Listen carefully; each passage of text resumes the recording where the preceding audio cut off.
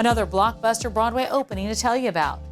A-listers Adrien Brody and Tessa Thompson making their Broadway debuts in The Fear of 13, based on the documentary of the same name. It's the true story of a man wrongly sentenced to death, only to be exonerated by DNA more than 2 decades later. It's a really symbolic moment, this to still find things, ways of exploring work that I've done for a lifetime and learn new things and be excited by it. It's pretty miraculous. And to tell Nick's story and how that story speaks to pervasive injustice, and to speak to that through creative work on the stage, communing with an audience, it's just really beautiful. You know what? We find things every single night. It's fascinating, and I think particularly for someone like my character who, she's speaking to the audience, but she's also trying to understand kind of herself and her own choices, and she's having a dialogue with herself as much as she is with them, and truthfully, she's having moments where she's judging herself, where she's uncertain of the choices that she's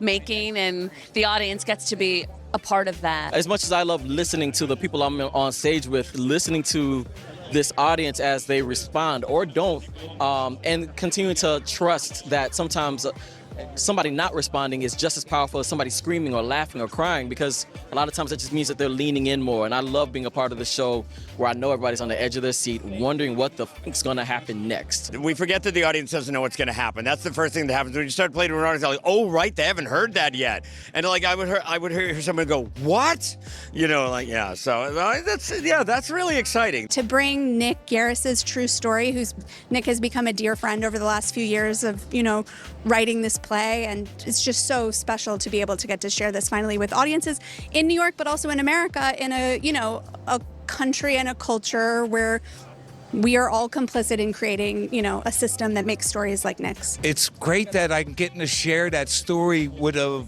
beautiful love story, and how we can go into the darkest place of life and offer hope to someone else.